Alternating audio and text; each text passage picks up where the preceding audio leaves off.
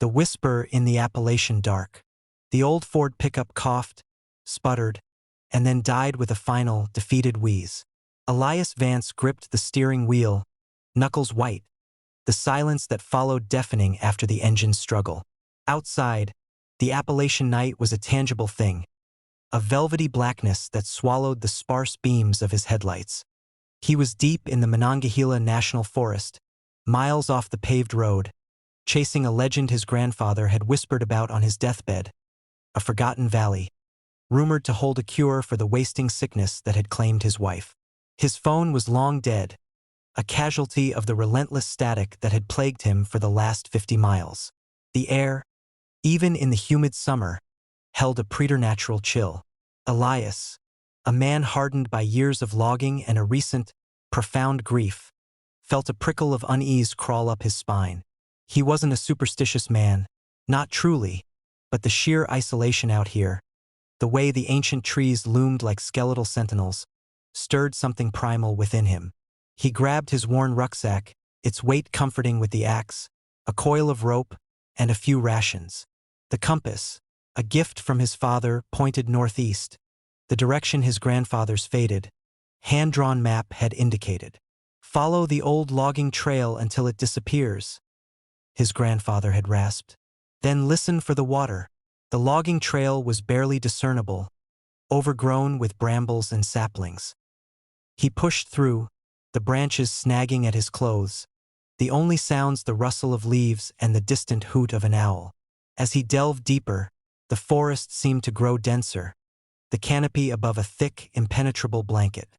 Moonlight, when it pierced through, cast long, dancing shadows that played tricks on his eyes.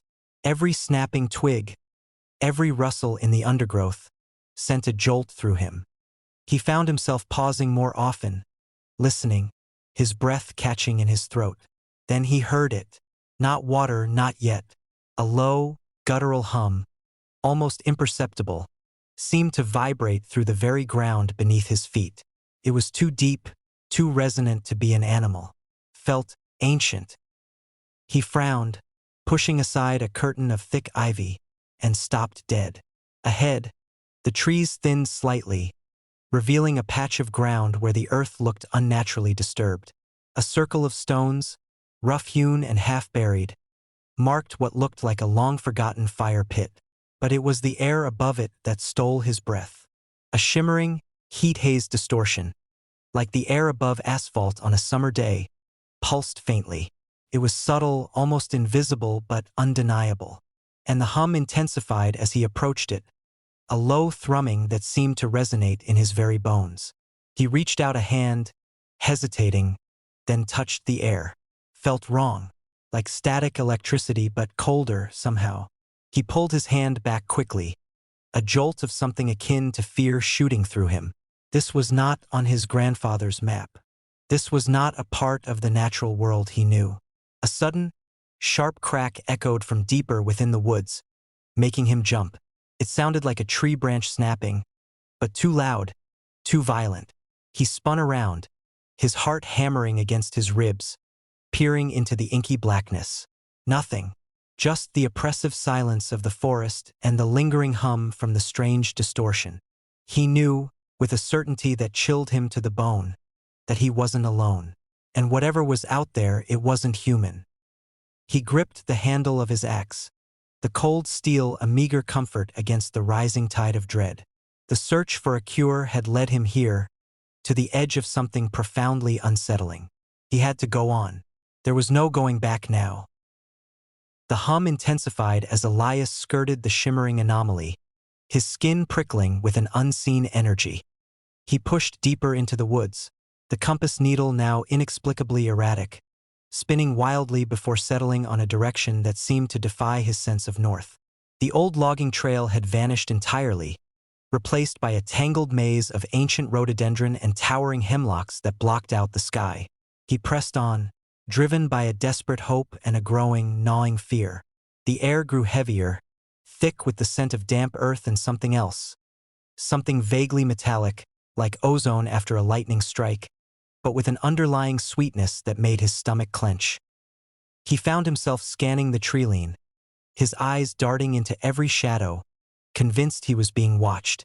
The crack he'd heard earlier echoed in his mind. No longer just a fallen branch, but something deliberate, something hunting. Suddenly, the ground sloped sharply downwards, the descent treacherous with loose rocks and slick moss. He braced himself, using fallen logs as makeshift handholds, his boots sliding precariously.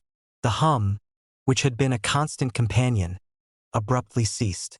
The silence that replaced it was not peaceful, but a suffocating void, broken only by the frantic beat of his own heart. Then he heard it, the faint, unmistakable sound of rushing water.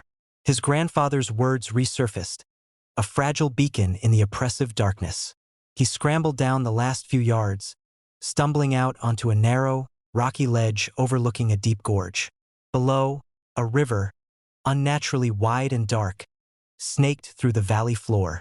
Mist, thick and white, rose from its surface, swirling and eddying like a living thing. But it wasn't just the river that captivated his attention. On the opposite bank, nestled within a clearing that seemed impossibly green in the dim light, stood a structure. It wasn't a cabin or a lean-to, but something far older, far more alien. Jagged, dark stones formed a rough, circular wall, rising perhaps 10 feet high, like a half-collapsed tower. And from within its shadowy interior, a faint, rhythmic pulse of dim, violet light emanated. Elias felt a cold dread wash over him. This wasn't a forgotten homestead or a moonshiner's hideout. This was something else entirely. The air here, in this secluded pocket of the Appalachians, hummed with a different kind of energy, a palpable wrongness that settled deep in his bones. As he stood there, frozen by a mixture of awe and terror, a sound drifted up from the valley floor. It was a faint, high-pitched keening, carried on the mist-laden air. It wasn't human, nor animal, but something that seemed to twist the very fabric of the night. It rose and fell, a mournful, drawn-out wail that sent shivers down his spine. He took an involuntary step back, his foot dislodging a loose stone that clattered down the steep incline. The keening stopped instantly. The violet light within the stone structure pulsed once, brighter this time, then faded back to a dim glow. Elias held his breath, straining his ears, but there was only the sound of the river and the unsettling silence. He knew he should turn back, retrace his steps, run as fast as his legs could carry him. But the thought of his wife, fading away, the desperate hope that had driven him here, anchored him to the spot. This place, whatever it was, held secrets, and perhaps, just perhaps, one of those secrets was the answer he so desperately sought. He just had to cross the river. Elias scanned the sheer rock face, then looked down at the churning river. There was no visible path, no sign of a crossing. The mist thickened, swirling around the base of the stone structure on the opposite bank, momentarily obscuring the violet glow. He shivered, the cold permeating his bones, but it wasn't just the temperature. It was the oppressive sense of otherness that emanated from the valley. He began to search for a way down to the river's edge, clinging to roots and handholds, dislodging small stones that tumbled into the murky depths below. The descent was slow and perilous, his muscles aching with the effort. When he finally reached the bank, the sheer scale of the river became apparent. It was wider than he'd estimated, its current deceptively strong, pulling at debris with a silent, hungry force. There was no way to swim it. He'd be swept away in moments. As he contemplated his impossible situation, his gaze fell upon something half-submerged in the shallows near the opposite bank. It was large and dark, a hulking shape that seemed to rise and fall with the subtle undulations of the current. Squinting through the mist, he realized what it was.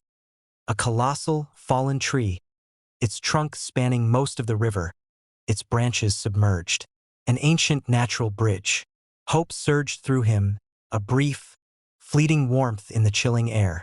He began to pick his way along the rocky bank, moving upstream towards the fallen behemoth.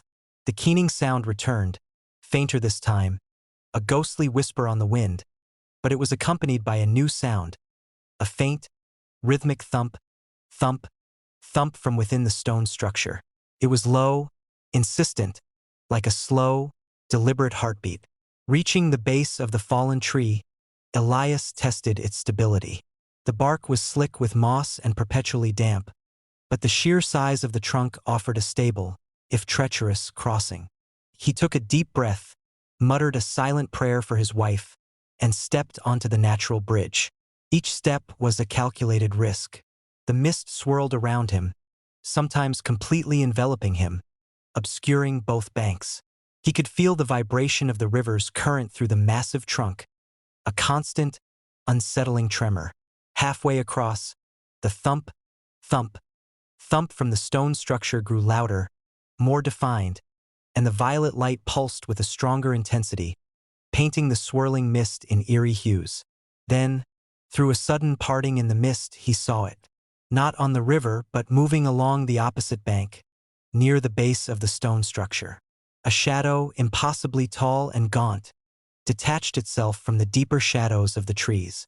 It moved with a disjointed, almost lurching gait, its limbs too long, too thin. Elias froze, his heart seizing in his chest. It didn't seem to notice him. It was focused on the stone structure, its head tilted, as if listening to the rhythmic thumping that now filled the air. As it drew closer, the violet light from the structure pulsed once more, illuminating the creature for a horrifying instant. Its skin was pale, almost translucent, stretched taut over what looked like an exposed skeletal frame. Its eyes, if they were eyes, were twin pools of inky blackness, devoid of any discernible pupil or iris. And its mouth was a ragged, vertical tear in its face, lined with needle-sharp teeth. A sound, a wet, guttural hiss, emanated from the creature as it reached the entrance of the stone circle.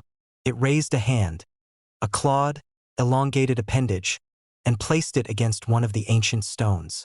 The violet light within the structure flared, and the rhythmic thumping intensified, becoming a frantic beat, like a drum played by an enraged heart. Elias, still suspended precariously on the fallen tree, knew he had been wrong. This wasn't just some forgotten lore. This was real, and he had just walked into its lair.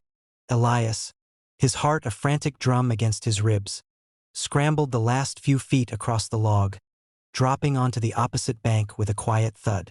The skeletal creature was still at the entrance of the stone circle, its head tilted, seemingly oblivious to his presence. The violet light inside pulsed faster now, casting grotesque, flickering shadows. The rhythmic thumping had become a deafening thrum, vibrating through the ground, through Elias's very bones. He ducked behind a thick cluster of ferns, trying to regulate his ragged breathing. His mind raced, desperately trying to reconcile what he was seeing with anything he knew. This wasn't a cryptid from a campfire story. This was something far more ancient, far more terrifying.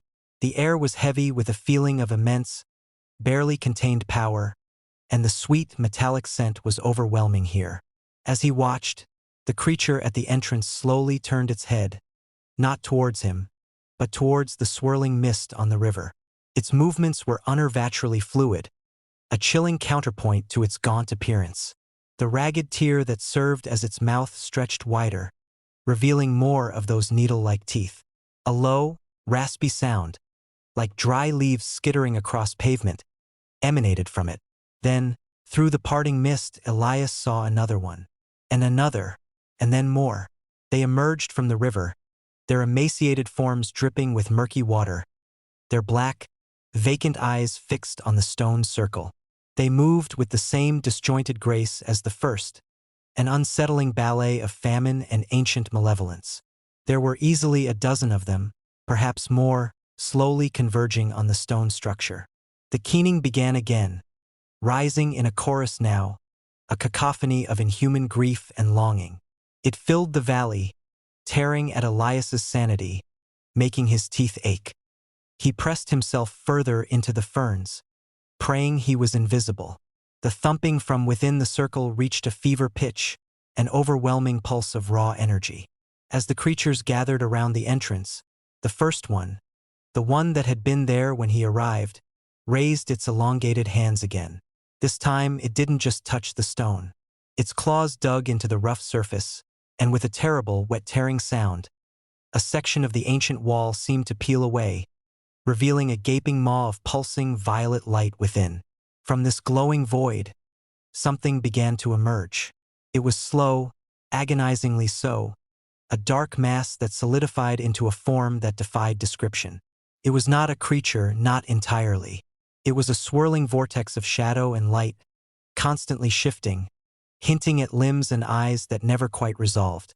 And at its center, pulsating with an unbearable intensity, was a single immense violet gem. It hummed with a sound that vibrated deep within Elias's skull, a silent scream that threatened to shatter his mind. The skeletal creatures around the entrance dropped to their knees, their keening morphing into a reverent, yet horrifying, chorus of hisses and groans. They extended their clawed hands towards the emerging entity, their bodies trembling. Elias, despite the blinding terror, felt a strange, compelling pull from the gem. It was a promise, a whisper of impossible healing, a power that could defy death itself. This was it, he realized with a sickening jolt. This was what his grandfather had somehow glimpsed, this terrifying primordial source. But the price was unimaginable. He had to get closer. He had to know the cure for the wasting sickness.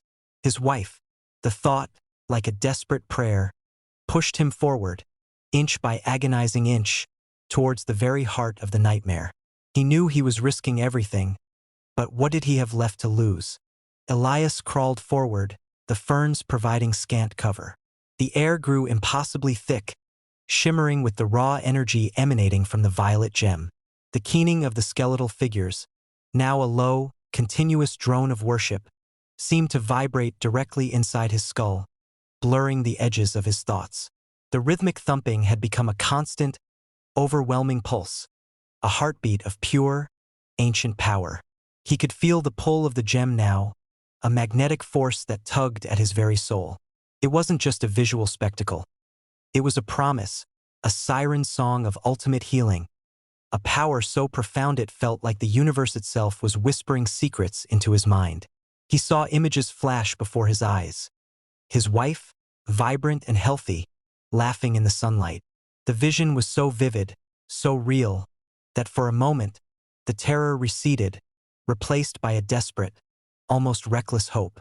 He was close enough now to see the details of the emerging entity. It wasn't truly solid, but a confluence of shadows and light, constantly reforming, like smoke given malevolent sentience. Limbs would coalesce for a fleeting second, then dissipate. Eyes, vast and ancient, would briefly open within the swirling mass, only to vanish. And at its core, the violet gem pulsed with an inner fire, radiating an energy that felt both divine and utterly corrupt. The skeletal creatures, still prostrate, began to chant. Their voices, though raspy and dry, formed a chilling harmony, a litany in a language Elias had never heard, yet somehow understood on a primal level. It spoke of sacrifice, of renewal, of an ancient pact between the earth and this otherworldly power. One of the creatures, closer to Elias, slowly lifted its head. Its black, vacant eyes seemed to pierce the mist, sweeping across the clearing. Elias froze, pressing himself flat against the damp earth, barely daring to breathe. The creature's gaze lingered for a moment, then moved on, seemingly satisfied that nothing was amiss. Elias let out a silent, shuddering breath he hadn't realized he was holding. He knew he had to act. The gem was right there, within reach, yet separated by the prostrate figures and the terrifying, shifting entity it powered. What would happen if he touched it? Would it cure his wife, or would it consume him, body and soul? The risk was immense, but the alternative, watching his wife wither away, was unbearable. A sudden, violent tremor shook the ground. The stone structure groaned, and cracks spiderwebbed across its ancient surface. The violet light flared, blindingly bright, and the thumping intensified to a frantic, unbearable crescendo. The emerging entity seemed to convulse, its shadowy form expanding, reaching out with tendrils of darkness. The skeletal creatures around it began to writhe, their keening turning into screams of agony and ecstasy. Their emaciated bodies began to glow with a faint, violet luminescence, and Elias watched in horror as their forms began to distort, their bones elongating, their skin stretching tauter, their mouths tearing wider. They were changing, transforming, becoming something even more monstrous. This wasn't a cure. This was a consumption, a sacrifice. His grandfather, in his delirium, must have only seen the promise, not the terrible cost. Elias suddenly understood the true nature of the wasting sickness. It wasn't just an illness. It was a slow, deliberate drawing of life force, a preparation for this ultimate, horrifying transformation. He had to get out, but as he turned to flee, a long, shadowy tendril lashed out from the convulsing entity, striking the ground where he had been moments before. The earth hissed, and a patch of ferns instantly withered, turning to black ash. He was seen. He was marked. The skeletal creatures, their transformations accelerating, began to rise, their black eyes now fixed directly on him. Their keening became a hungry roar. Elias scrambled to his feet, axe clutched tight, the desperate hope for a cure replaced by a primal, overwhelming need to survive. He had awakened something ancient, something hungry, and now it was coming for him. Elias bolted. The roar of the transforming creatures ripped through the valley, a sound that promised not just death, but something far worse. He didn't look back, his feet pounding over the moss-slicked ground, the axe a cold, useless weight in his hand. The rhythmic thumping from the stone circle pulsed behind him, a dark heart beating faster, urging on its monstrous progeny. He crashed through the undergrowth, branches tearing at his face and clothes. The mist, instead of offering concealment, seemed to swirl and coalesce around the grotesque forms gaining on him, occasionally revealing a flash of glowing violet eyes or a glimpse of an impossibly long limb. He could hear them behind him, their disjointed movements surprisingly fast, the wet, raspy sounds of their breath growing closer. He remembered the treacherous descent to the river and knew it was his only option. He scrambled back up the rocky incline, clawing at roots and jutting stones, his lungs burning, muscles screaming in protest.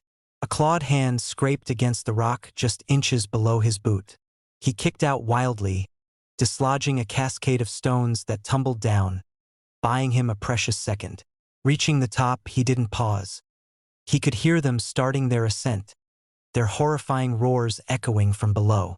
He needed to put distance between himself and that valley, that pulsating horror. He ran blindly, crashing through the dense forest, the ancient trees now feeling like a suffocating cage. The compass was useless, spinning wildly. The forest, once a familiar comfort, had become a labyrinth designed to trap him. He felt an invisible pressure building around him, a sense of overwhelming dread that was more than just fear. It was despair, a creeping, soul-deep cold. He was caught in something he couldn't comprehend, a primal force that had no place in the world he knew. Suddenly, a massive, gnarled root, hidden beneath a carpet of leaves, caught his foot. He pitched forward, falling hard, the axe flying from his grasp. He hit the ground with a sickening thud, his head snapping back, stars exploding behind his eyes. Pain lanced through his ankle, a sharp, searing agony. He tried to push himself up, but his leg buckled. The world swam. Through the blurring vision, he saw them, emerging from the shifting mist, their bodies twisted into nightmare forms, their black eyes burning with violet light. They moved with a predatory slowness now, savoring the hunt, the final moments before the kill. He was trapped, alone, broken. The ancient forest, once a symbol of wild beauty, was now just a vast, indifferent tomb. As the first of the creatures drew closer, its elongated arm reaching out, Elias closed his eyes. The keening filled the air, a final, triumphant song of the abyss.